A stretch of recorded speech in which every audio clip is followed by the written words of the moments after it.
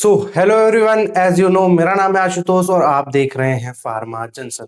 आज का जो टॉपिक है वो है लिक्विड डोजेस फॉर्म। सर हम सेकंड यूनिट को कवर कर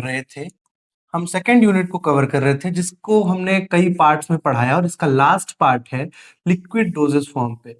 इस पे बहुत शॉर्ट वीडियो रहेगी लिक्विड डोजेस फॉर्म पे, क्योंकि जो आपकी थर्ड यूनिट है बच्चे, जो आपकी फार्मास्यूटिक्स की थर्ड यूनिट है, टोटली इसी पे बेस्ड है।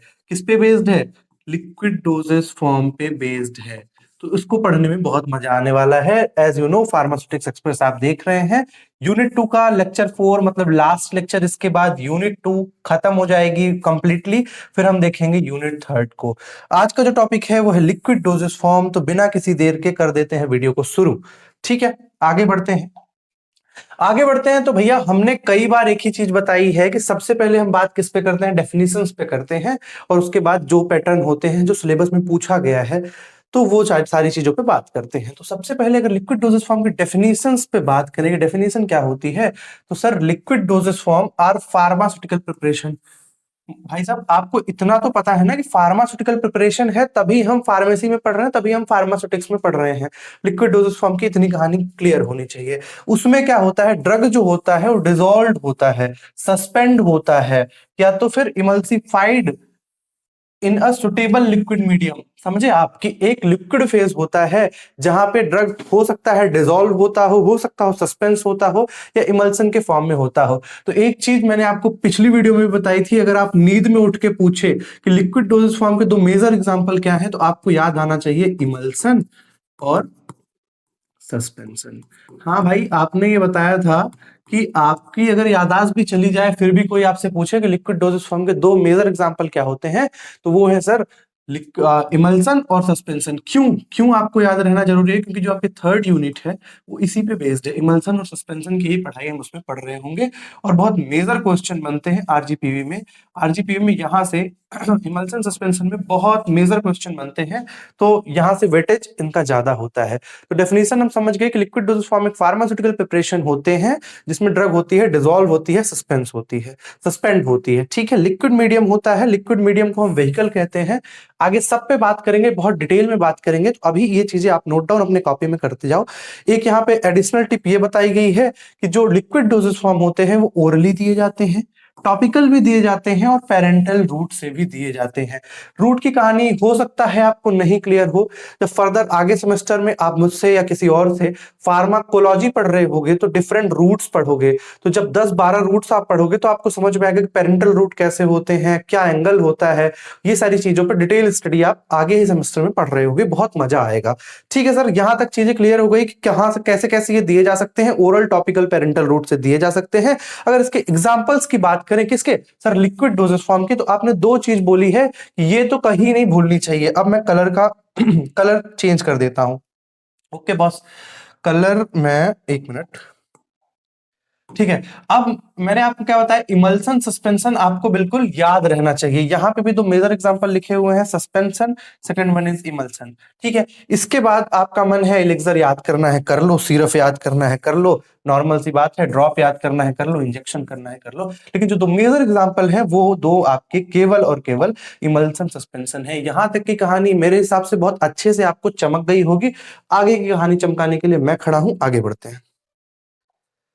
तो भाई साहब अब एडवांटेज और डिसएडवांटेज। मेरे एक अंकल हुआ करते हैं।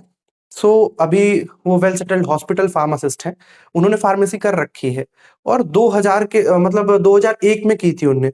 तो जब मैं फार्मेसी करने आया था अपने उस समय में, तो उन्होंने बोला था कि बेटा एक ही चीज है, एडवांटेज और डिसएडवांटेज की बात है। हर कहानी में एक ही चीज पकड़ोगे, एडवांटेज और डिसएडवांटेज। मुझे उस समय वो चीज नहीं सही लगी थी, मुझे ऐसा लगा क्या होता होगा। लेकिन अभी जब मैं खुद देखता हूं तो हर चीज में केवल डेफिनेशन है, एग्जाम्पल है, एडवांटेज है, डिसएडवांटेज है और बहुत है तो उसके आइडल कैरेक्टरिस्टिक्स हैं। Is that clear? आगे बढ़ते हैं तो बात करते हैं हम यहाँ पे एडवांटेजेस क्या क्या हैं सर इसके, किसके, लिक्विड डोजेस फॉर्म के। सो बहुत एकदम इजी टू कैची फॉर्मेट में मैंने ये सारी चीजें आपके लिए बनाई हैं। तो सबसे पहला बेटा, इजी टू स्वेलो। ये तो याद हो सकता है ना। अब आप देखो प्रैक्टिकल होके पढ़ो, मैं रिक्वेस्ट कर रहा हूं आपसे कि प्रैक्टिकल होके पढ़ो। एडवांटेज की बात आई, मैं ये नहीं कह रहा हूं कि आप ऐसा याद कर लो इसी सीक्वेंस में कि सर ने पढ़ाया था, डेफिनेशन पढ़ाई थी, एग्जांपल पढ़ाया था, फिर एडवांटेज की बात बताई थी, सबसे पहला एग्जांपल होगा इजी टू सॉल्व। याद नहीं करना है, आपके दिमाग में ये सारी चीजें कहानी के फॉर्मेट में सेट हो जानी चाहिए कि लिक्विड डोजेस फॉर्म है तो उसके फायदे क्या क्या हो सकते हैं। समझ रहे हो ना आप? तो इजी टू स्वेलो तो होगा ना, स्वेलो करने में तो आसानी होगी क्योंकि लिक्विड है। सो आगे बढ़ते हैं तो और हर चीज का एक रेफरेंस लगी है, तो भैया सबसे पहले आप समझो कि easy to swallow, suitable for children. अब आप देखो कि जो बच्चा होता है वो टैबलेट खाना ज्यादा पसंद करता है या सिरप पीना? आंसर आपके पास होगा, कमेंट में भी बता सकते हो। ठीक है, चिल्ड्रंस के लिए सुटेबल होता है, जो पेशेंट बूढ़े हैं उनके लिए भी, एल्डरली पेशेंट के लिए भी बहुत फायदेमंद होता है सिर्फ, क्योंकि वहां पे वो सारी चीजें दिक्कत करती हैं, जैसे टैबलेट देना, जो अनकॉन्शियस पेशेंट है उनको थोड़ी सी दिक्कत वाली बात है। ठीक है sir, patient who have difficulty to swallow tablet, ऐसे पेशेंट कुछ आपके कई लेडीजों को ऐसी दिक्कत होती है, टैबलेट खाने में थोड़ी सी दिक्कत होती है, वॉमिट हो जाती है। सो उनके लिए एक अच्छा डोजेस फॉर्म है लिक्विड डोजेस फॉर्म। खैर ये सारी कहानी मैंने आपको बहुत डिटेल में पढ़ा रखी है, कौन से वीडियो में? डोजेस फॉर्म के वीडियो में। तो उसके सब कैटेगराइज जो पार्ट है उसमें सबको मैंने अच्छे से बता रखा है, लेकिन अब यहाँ पे पार्ट है तो इस वजह से इसकी लेक्चर्स लेने पड़ रहे हैं। ठीक है, आगे बढ़ते हैं। फास्टर एब्जॉर्प्शन, एब्जॉर्प्शन फास्टर होगा भैया। अगर हम दवाई खाते हैं, फर्दर आगे जाएगी वो दवाई टूटेगी, टूटेगी उसके बाद फिर जाके वो कहाँ डिसॉल्व होगी, डिसॉल्व होगी। अब यहाँ पे अगर हम सिरप पीते हैं, मान लो कि ये एक कंटेनर है, इसमें हमारी सिरप है, एक स्पून हमने सिरप ले ली, ओके, इज दैट क्लियर? एक स्पून सिरप ले ली तो वो ऑलरेडी डिसॉल्व्ड है, यहाँ पे HCl है उसमें, वो भी जाके डिसॉल्व हो जाएगी। तो यहाँ पे क्या होगा भैया? फास्टर एब्जॉर्प्शन होगा। The drug is already in liquid form. मैंने क्या बताया कि यहाँ पे ये जो सस्पेंड ये हमारा लिक्विड डोज फॉर्म का ड्रग है, ओके, ड्रग हमारी पहले से ही लिक्विड फॉर्म में है, यहां जाके लिक्विड फॉर्म में ही मिल जा रही है, तो यहाँ पे क्या लिखा है? Drug is already in liquid form, so absorption quicker compare to solid doses form. मैंने दोनों चीज, ये चीज पहले ही बता दी है कि आपने टैबलेट खाई, ये टैबलेट टूटी, ये जाके डिसइंटीग्रेट हुई, यहाँ पे डिसॉल्व हुई, एब्जॉर्ब हुई। यहाँ पे कहानी कुछ और है। समझ में आ गया भैया? आगे बढ़ते हैं। फ्लेक्सिबल डोजिंग पॉसिबल है। टैबलेट की कहानी है भैया, टैबलेट आपकी ये रही, ठीक है, आपको इतनी ही टैबलेट खा सकते हो, दूसरी फिर इतनी ही खानी पड़ेगी। लेकिन सिरप के केस में ये है कि आप 1 स्पून ले सकते हो, 1.5 स्पून ले सकते हो, 2 स्पून ले सकते हो।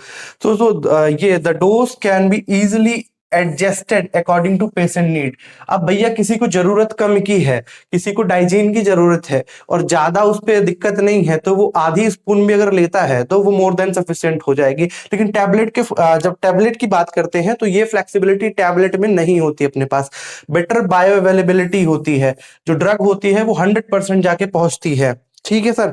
यूनिफॉर्म डिस्ट्रीब्यूशन ऑफ ड्रग, क्योंकि बच्चे ये लिक्विड डोजेस फॉर्म है, आप ये समझो कि कहीं आप पानी गिराते हो तो पानी यूनिफॉर्म तरीके से फैल जाता है, ठीक है, तो वहां पे भी वो वही बता रहा है कि लिक्विड डोजेस फॉर्म है। व्हीकल जो होगा उसका वो क्या होगा?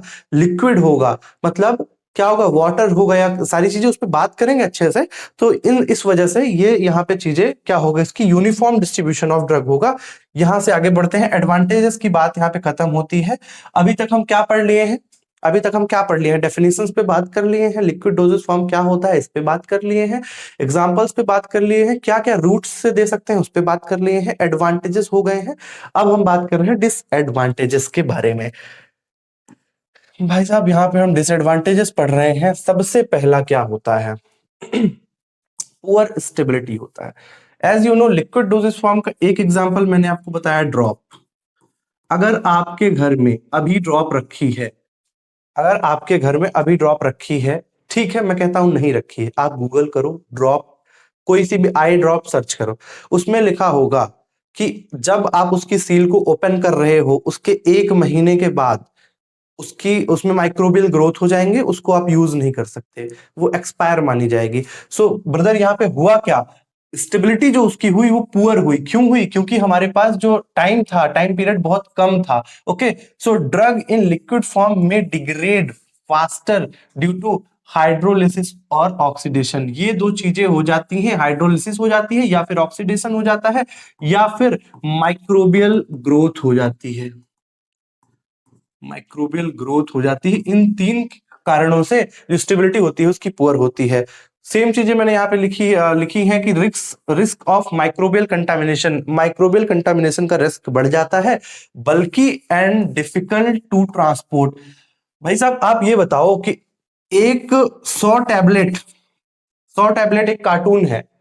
एक कार्टून है, उसमें 100 टैबलेट रखना मतलब ज्यादा सही पड़ेगा मेरे हिसाब से। यहाँ पे 100 टैबलेट रखना आसान पड़ेगा और उसको ट्रांसपोर्ट करना, एक जगह से दूसरे जगह ले जाना इजी पड़ेगा। लेकिन अगर आप लिक्विड डोजेज फॉर्म की बात करो तो ये हुआ आपका सिरफ, और इसको ट्रांसपोर्ट करना लिटिल बिट हार्ड होगा। क्यों होगा? क्योंकि इसमें क्या होता है, बल्कि ग्रुप होते हैं और डिफिकल्ट होता है इसको ट्रांसपोर्ट करना। Is that clear? Dose measurement error हो सकता है, डोज की फ्लेक्सिबिलिटी भी होती है। क्या पता आपको 1 स्पून या 1 ढक्कन बोला है उसने, ओके, 1 ढक्कन बोला है और आपने गलती से उसको ज्यादा ले लिया, समझ रहे हो आप? तो यहां पे जो होता है कि डोज का मेजरमेंट एरर हो सकता है। और तीसरा होता है shorter self life. Sir self life क्या होती है? सर हम फार्मेसी तो कर रहे हैं लेकिन हमें पता नहीं है कि सेल्फ लाइफ क्या होती है। ब्रदर सेल्फ लाइफ की बात हमने पहले भी की है, एक बार और करते हैं, बहुत अच्छे से करते हैं, देखते रहिए। ये है भैया हमारी फार्मेसी, ओके, फार्मेसी का नाम रखते हैं फार्मा जंक्शन। ठीक है सर, समझ में आ गया। अब ये कभी आपने फार्मेसी देखी होगी, एक मन में अपने फार्मेसी की इमेज बनाइए। कभी आपने देखे होंगे उसमें सेल्फ बने होते हैं, इसको कहते हैं सेल्फ। जहां दवाइयां रखी रहती हैं उसको कहते हैं सेल्फ। और यहां रहने के टाइम को कि कौन सी ड्रग कितने दिन तक सेल्फ में रहती है उसको कहते हैं सेल्फ लाइफ, मतलब शॉर्टर एक्सपायरी डेट। यहाँ पे इसकी बात आएगी शॉर्टर सेल्फ लाइफ, या इसको कह सकते हैं शॉर्टर एक्सपायरी टाइम। ये तो समझ में आ गया ना। एक ये फार्मेसी है, यहाँ पे जो, अब और अच्छे से बोलूं तो जहां पे सामान रखते हैं उसको सेल्फ कहते हैं, सेल्फ में रहने के टाइम को हम सेल्फ लाइफ कहते हैं या एक्सपायरी डेट कहते हैं। Is that clear? यहां तक मुझे लगता है डिसएडवांटेजेस वाला ये सारी कहानी लिक्विड डोजेज फॉर्म की खत्म हो गई है। एक मेजर पार्ट जो लिक्विड डोजेज फॉर्म का एडवांटेज डिसएडवांटेज का है वो खत्म हो गया है। आगे बढ़ते हैं बॉस। तो ये यहाँ पे लिक्विड डोजेज फॉर्म की कहानी में एक चीज मैं आपसे अभी भी रिक्वेस्ट कर रहा हूं, मैं लेक्चर जरूर ले रहा हूं, आप लेक्चर पढ़ रहे हो, बहुत अच्छी बात है, लेकिन सिलेबस आपके दिमाग में या सिलेबस आपके टेबल पे खुला होना चाहिए कि क्या क्या चीजें मैं पढ़ रहा हूं। कहीं ऐसा तो नहीं कुछ चीजें छूट रही हैं, या कहीं ऐसा तो नहीं कि कुछ चीजें मैं बाहर की पढ़ा रहा हूं। तो आप मैच करते जरूर चलना, ठीक है? तो एक्सिपिएंट्स की कहानी अगर बात करें कि एक्सिपिएंट्स क्या क्या होते हैं, तो एक चीज तो आपके दिमाग में मैंने पहले भी बताई है, एपीआई। एक minute, API, API stands for active pharmaceutical ingredient, ठीक है? एपीआई हो गया। सो एपीआई एक्टिव फार्मास्यूटिकल इंग्रेडिएंट हो गया, प्लस एक्सीपिएंट। ये दोनों मिलके क्या बनते हैं बॉस? ये दोनों मिला के बनाते हैं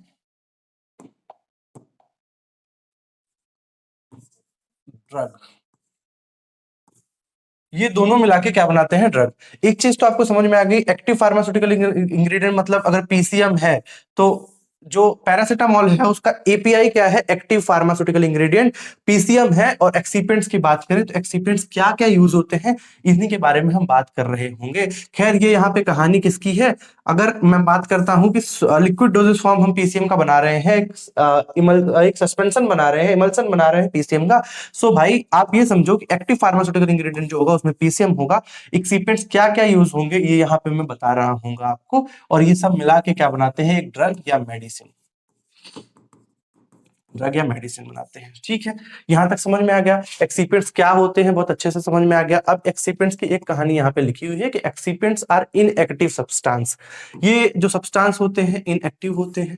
ऐड किसमें किए जाते हैं? To improve stability, improve taste, appearance and effectiveness, taste, appearance और स्टेबिलिटी बढ़ाने के लिए इसको यूज किया जाता है। ये कंप्लीटली इनएक्टिव कंपाउंड होते हैं। इनमें ये नॉन रिएक्टिव हो तो ज्यादा अच्छा है, नॉन इरिटेंट हो तो ज्यादा अच्छा है। आइडियल कैरेक्टरिस्टिक्स भी आप इसके लिख सकते हो। यहाँ पे हम बात करते हैं जो वेरियस एक्सिपेंट्स यूज होते हैं वो क्या क्या होते हैं। बहुत जल्दी जल्दी इन चीजों को कवर करेंगे क्योंकि थर्ड यूनिट में हम इसी के बारे में डिटेल बात कर रहे होंगे। सबसे पहला एक्सिपेंट क्या होता है? व्हीकल। भाई साहब मैंने यहाँ पे जो ये नोट्स लगाई हैं, ये बहुत अच्छे से डिटेल फॉर्मेट में एग्जाम्पल सब चीजें हैं। तो जो एग्जाम्पल आपको याद हो, ऐसा नहीं है कि अगर एक चीज के मैंने 4 एग्जाम्पल लिखे हैं तो आपको अपने यूनिवर्सिटी एग्जाम में चारों एग्जाम्पल लिख के आने हैं, ऐसा कहीं से कहीं नहीं है। आपको एक एग्जाम्पल भी अगर अच्छे से याद हो पा रहा है तो आप उसके बारे में डिटेल लिख के आओ, ठीक है। अब आप बात करते हैं एक्सिपेंट्स क्या क्या यूज होते हैं। तो पहला एक्सिपेंट है व्हीकल या सॉल्वेंट। व्हीकल को ही हम सॉल्वेंट बोलते हैं।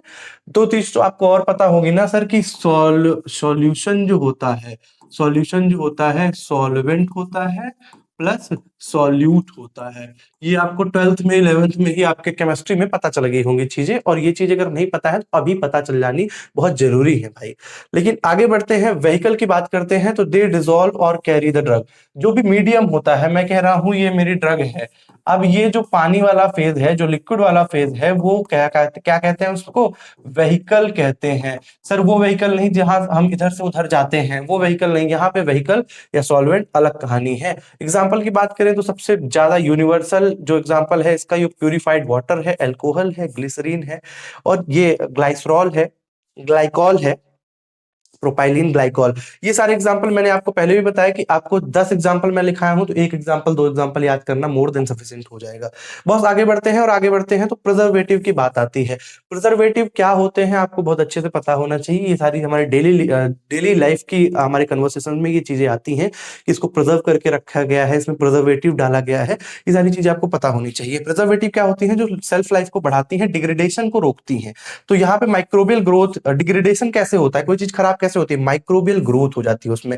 अब यहाँ पे प्रिजर्वेटिव जो होते हैं माइक्रोबियल ग्रोथ को रोकते हैं। तो इसका बेस्ट एग्जांपल है मिथाइल पैराबीन, प्रोपाइल पैराबीन, और एक और है बेंजाइल पैराबीन होगा शायद। सो यहाँ पे ये 2 एग्जांपल आपको याद हो जाए तो बहुत अच्छी बात है। एक्सिपेंट्स की कहानी और आगे बताता हूं, आगे बताते हैं तो और बात करते हैं sweetening agent. Brother sweetening agent भी यूज होते हैं भाई। एक चीज आप समझो कि कोई भी सिरप है वो बिटर टेस्ट की होगी तो ज्यादा अच्छी होगी, या स्वीट और एलिगेंट फ्लेवर होगा तो ज्यादा अच्छा होगा। ऑब्वियसली बात है, आंसर आपके पास है, स्वीट होगी, एलिगेंट होगी, इजी टू स्वेलो होगी, और एक्सेप्टेंस जो होती है वो ज्यादा होगी। तो यहाँ पे स्वीटनिंग एजेंट यूज करते हैं। ये क्या करते हैं, टेस्ट को इंप्रूव करते हैं। क्यों यूज होते हैं, एक दवाई है हमारे पास सर, हमने डिस्कवर किया ये दवाई है, ठीक है सर, ये क्या करती है, डेंगू सही करती है, ठीक है। अब इसको मैंने जब आगे फर्दर देखा, स्टडी की, तो ये पता चला कि इसका जो टेस्ट है वो बिटर है बॉस। जब बिटर है तो बिटर टेस्ट तो आगे बढ़ेगा नहीं। सो हम यहाँ पे स्वीटनिंग एजेंट का यूज करेंगे। स्वीटनिंग एजेंट से क्या होगा, ये जो टेस्ट इसमें आ जाएगा। टेस्ट किसका आ जाएगा, बहुत सारे अलग अलग यहाँ पे एग्जाम्पल है। जैसे आप स्वीटनिंग एजेंट यूज करोगे तो यहाँ पे स्वीटनेस आ जाएगी, इसकी वजह से जो बिटर टेस्ट होगा वो मास्क हो जाएगा। सुक्रोज हो गया, सॉर्बिटॉल हो गया, ये इसके स्वीटनिंग एजेंट के एग्जाम्पल है। ये सारी चीजें आपको इसी फॉर्मेट में लिखनी है कि अगर आपने excipients in liquid doses form का लिख दिया तो उसमें आपको 5-10 चीजें याद होनी चाहिए कि प्रिजर्वेटिव यूज होता है, व्हीकल यूज होता है, sweetening agent, colouring agent, flavouring agent, ये सारी चीजें आपको क्लियर होनी चाहिए। फ्लेवरिंग एजेंट की बात करें, मैंने आपको बताया कि इसका अगर टेस्ट ही बहुत गंदा है, बिटर है, या कड़वा है, या और ज्यादा कुछ दिक्कत है, तो ये क्या करते हैं कि पेशेंट की एक्सेप्टेंस को बढ़ाते हैं। और इसमें जो मेजर एग्जाम्पल होंगे वो ऑरेंज फ्लेवर होगा और पिपरमेंट ऑयल होगा। ये सारी चीजें फ्लेवरिंग एजेंट के तौर पे यूज होती हैं फार्मा इंडस्ट्री में। आगे बढ़ते हैं, एक्सिपेंट्स की कहानी ही चल रही है अभी। उसके बाद कलरिंग एजेंट की बात करते हैं। कलरिंग एजेंट में कोई ऐसा मेजर एग्जांपल नहीं होता, जो आपको चीजें समझ में आए। अब जैसे कोई चीज ब्लैक है, ब्लैक बेटा टी शर्ट ही अच्छी लगती है, दवाई ब्लैक अच्छी नहीं लगती, समझ रहे हो ना आप। ब्लैक कपड़े ही अच्छे लगते हैं। अगर ये कहो कि आपको एक ब्लैक ड्रग दे दी जाए, पैरासीटामोल आपको ब्लैक कलर की दे दी जाए, लेने से आप मना कर दोगे, ऐसा लगेगा जहर है, ठीक है। तो वहां पे कलरिंग एजेंट हम यूज करते हैं। कलरिंग एजेंट जब यूज करते हैं तो वो क्या करता है, अपीयरेंस को अच्छा कर देता है। अब आप बताओ, एक ड्रग ब्लैक कलर की है, एक ड्रग येलोइश कलर की है, स्काई ब्लू कलर की है, तो स्काई ब्लू कलर वाली जो ड्रग है उसकी अपीयरेंस और आइडेंटिफिकेशन इजिली हो जाएगी। सो समझ रहे हो आप कि कलरिंग एजेंट क्यों यूज हो रहा है। आगे बात करते हैं विस्कोसिटी इनहांसर या सस्पेंडिंग एजेंट। सस्पेंडिंग एजेंट और विस्कोसिटी इनहांसर के बारे में डिटेल में आपको बताऊंगा 3rd यूनिट में, इमल्सन सस्पेंशन में। वहां पे क्या होते हैं इमल्सिफाइंग एजेंट, क्या होते हैं सस्पेंडिंग एजेंट, क्यों यूज किए जाते हैं, वो सारी चीजों पे मैं आपको डिटेल में बताऊंगा। सो अभी के लिए आप इतना समझो कि इसमें जो सबसे अच्छा एग्जांपल है विस्कोसिटी इनहांसर का और सस्पेंडिंग एजेंट का, वो है बच्चे सोडियम सीएमसी और ज़ैंथम गम और ट्रेगाकांत। ट्रेगाकांत तो आप मतलब ऐसा कि इसको याद कर लो, बहुत आगे प्रैक्टिकल में भी काम आएगा आपके। ठीक है, एंटीऑक्सीडेंट की बात करते हैं। एप्पल होता है अच्छा एंटीऑक्सीडेंट, और आपको भी पता है apple in a day keeps doctor away. So यहाँ पे एंटीऑक्सीडेंट की बात करते हैं। ये क्या करता है? प्रिवेंट करता है ड्रग के ऑक्सीडेशन को। ड्रग का ऑक्सीडेशन नहीं होगा तो क्या होगी? ड्रग की जो सेल्फ लाइफ होती है वो बढ़ेगी, ड्रग जल्दी खराब नहीं होगी। जल्दी खराब नहीं होगी तो हमें लॉस नहीं होगा, लॉस नहीं होगा तो हमें प्रॉफिट होगा। Is that clear? आगे बढ़ते हैं। एंटीऑक्सीडेंट की अच्छे से हमने बात कर ली, और इसका एक एग्जांपल है सिट्रिक एसिड भी होता है, और दूसरा होता है एस्कॉर्बिक एसिड। एस्कॉर्बिक एसिड किसका एग्जांपल है? एंटीऑक्सीडेंट का। इसी कहानी में आगे बढ़ते हैं, और आगे बढ़ने में हमें समझ में आता है कि बफर यूज होते हैं। सर अगर आपको याद हो, आपको याद होना चाहिए कि लास्ट वीडियो में जो हमने बात की है, लास्ट के लास्ट वीडियो में, सेकंड लास्ट वीडियो में हमने बताया था कि बफर्स क्या होते हैं, आइसोटोनिक सॉल्यूशन क्या होते हैं, हाइपरटोनिक हाइपोटोनिक क्या चीजें होती हैं। तो बफर की भी कहानी क्लियर हो गई थी। बफर क्या करते हैं? पीएच को मेंटेन करके रखते हैं। एक चीज आपको और उसके लिए बता दूं कि पीएच का फुल फॉर्म आपको पता है? पता है तो आप एक बार कमेंट करके मुझे बता दो, नहीं पता है तो मैं बता दे रहा हूं। पोटेंशियल पोटेंशियल ऑफ हाइड्रोजन, या इसको कह सकते हैं पावर ऑफ। ठीक है, पावर कहो पोटेंशियल कहो एक ही चीज है। पोटेंशियल ऑफ हाइड्रोजन ये पीएच का फुल फॉर्म है। ये सारी चीजें बेसिक्स हैं भैया। आप अगर इसको अपने यूनिवर्सिटी में लिख के आते हो, पीएच को कहीं पे मेंशन कर देते हो, तो जो एग्जामिनर होता है, जो चेक करता है कॉपी, उसको ऐसा लगता है बच्चे को बहुत बेसिक से नॉलेज है। समझ रहे हो आप? मतलब नॉलेज होना और बेसिक नॉलेज होना बहुत डिफरेंट होता है। ठीक है, तो पीएच का फुल फॉर्म तो खैर सबको मालूम होगा मुझे ऐसा लगता है, लेकिन जिसे नहीं मालूम है आप याद कर लो। अब भैया इसका यहाँ पे बफर का एग्जांपल अगर बात करें तो सिट्रेट बफर होता है, फॉस्फेट बफर होता है। बफर की कहानी और एक्सिपेंट की कहानी आई थिंक सो यही खत्म होती है। उसके बाद आगे बढ़ते हैं। आगे जैसे ही बढ़ते हैं तो सॉल्युबिलिटी इनहांसमेंट टेक्निक। अब जैसा मैंने आपको बताया कि जो अपनी यूनिट सेकंड है उसका जो लास्ट पार्ट है वो तीन चीजों में डिवाइड है। पहला लिक्विड डोजेज फॉर्म, दूसरा एक्सिपिएंट्स, तीसरा ये SET, solubility enhancement technique. Is that clear? अब सॉल्युबिलिटी इनहांसमेंट टेक्निक की बात करते हैं। सबसे पहले सम ड्रग, जो कुछ कुछ ऐसी ड्रग होती हैं जो poorly solubility in water show करती हैं, कम सॉल्युबल होंगी। सॉल्युबिलिटी क्या होती है आप समझ रहे हो ना?